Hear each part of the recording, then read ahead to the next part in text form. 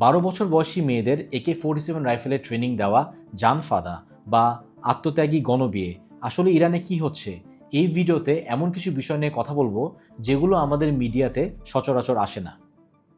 গত 18ই মে তেহরানের রাস্তায় একটি আজব বিষয় দেখা গেছে। ইরানি সরকারের পৃষ্ঠপোষকতায় এখানে আয়োজন করা হয়েছিল একটি গণবিয়ের, কিন্তু এটি কোনো সাধারণ গণবিয়ে ছিল না। এর নাম তারা দিয়েছিল জানফাদা বা আত্মত্যাগী বিয়ে।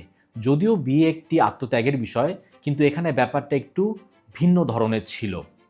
এখানে তেহরানের ইমাম হোসেন স্কয়ারে 110 জোড়া যুবক যুবতীর বিয়ে দেওয়া হয় এবং বিয়ের পরে তারা প্রতিজ্ঞা করে যে ইরানের জন্য তারা যে কোনো মুহূর্তে জীবন দিতে প্রস্তুত।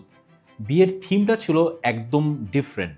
নর্মালি একটি বিয়েতে বরকনে একটি খুব সুন্দর সাজানো গাড়িতে আসে, কিন্তু এখানে বরকনে এসেছিল একটি মিলিটারি জিপে বা মিলিটারি কারে। এই মিলিটারি জিপটি আবার হালকা গোলাপি রং করা হয়েছিল এবং এর পিছনে একটি মিলিটারি মেশিন গান বসানো হয়েছিল।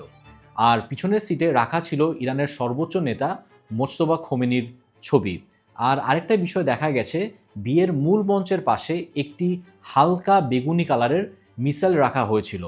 এখানে ইরান পুরো বিশ্বকে দেখাতে চাইছে যে বিয়ে যেমন একটি মানুষের জীবনে নিত্য নৈমিত্তিক বা সাধারণ ঘটনা, সেভাবেই যুদ্ধকে ইরানি জনগণ একটি সাধারণ ঘটনা হিসেবেই মেনে নিয়েছে। এখন আসি দ্বিতীয় ব্যাপারটিতে, যার মাধ্যমে আমরা ইরানের ডেসপারেট অবস্থার ব্যাপারটা কিছুটা হলেও বুঝতে পারবো। ইরান এখন তার সম্পূর্ণ বেসামরিক জনগণকে একটি মিলিটারি ফোর্সে রূপান্তর করতে চাইছে। গতকাল তেহরানের বিভিন্ন পাবলিক স্কোয়ারে মিলিটারি তাঁবু খাটানো হয়েছিল।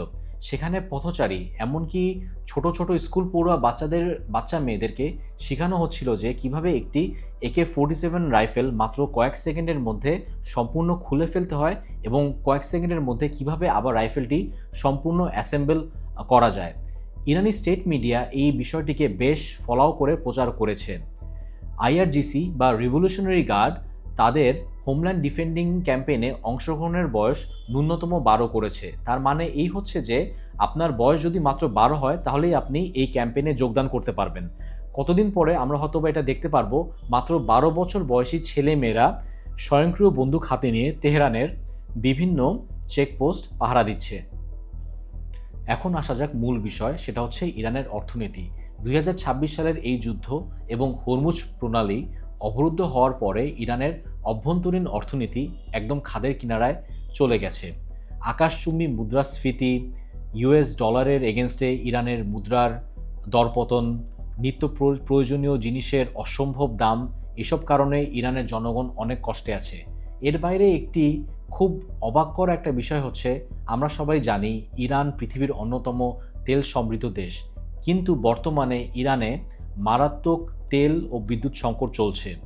অবস্থা এতটাই খারাপ যে ইরানের সরকার ইরানের সাধারণ জনগণকে এই বিভিন্ন বৈদ্যুতিক পাওয়ার প্ল্যান্টগুলোতে যে হিউম্যান চেইন বা মানব শৃঙ্খল গঠন করার আহ্বান জানিয়েছে।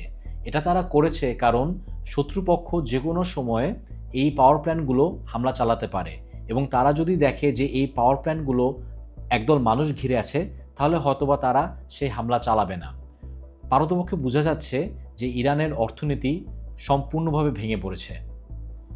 পরিশেষে আমি এটা বলতে চাই, পরিস্থিতি যতটাই নাজুক হোক না কেন, ইরান এভাবে আরও 3-4 মাস ধরে রাখতে পারবে। সাধারণ মানুষ যতই কষ্টে থাকুক না কেন, IRGC আসলে এগুলো নিয়ে খুব একটা মাথা ঘামায় না। তাদের মূল উদ্দেশ্য হচ্ছে কিভাবে দেশটায় ক্ষমতায় টিকে থাকা। কিন্তু আমেরিকার পক্ষে এটা করা সম্ভব না। তারা ইচ্ছা করলে যা কিছু করতে পারে না। আমেরিকাতে কয়েকদিন পরে ওয়ার্ল্ড কাপ হবে, তাছাড়া আমেরিকার 250তম জন্মবার্ষিকী হচ্ছে, আর সেক্ষেত্রে হজ চলে আসছে। গালফ কান্ট্রিগুলো আমেরিকাকে আহ্বান করেছে যে তারা যেন কোনো রকম আক্রমণ না করে। এর কারণে নেতানিয়াহু অনেক চটেছেন ট্রাম্পের উপরে, কারণ নেতানিয়াহু চাচ্ছিলেন যে আক্রমণ করতে এবং যুদ্ধ পরিস্থিতিটা আরও খারাপ করতে, কিন্তু ট্রাম্প শেষ মুহূর্তে আর এই যুদ্ধের দিকে পা বাড়াননি। তারা এখনও চাচ্ছে, আমেরিকা এখনও চাচ্ছে যে একটা চুক্তির মধ্যে এই ব্যাপারটা সমাধান হয়ে যাক। আপনি যদি এখনও ভিডিওটি দেখে থাকেন, আপনাকে অনেক ধন্যবাদ। Please like, follow, share, subscribe. আগামীকাল শুক্রবার। Have a wonderful weekend and stay well.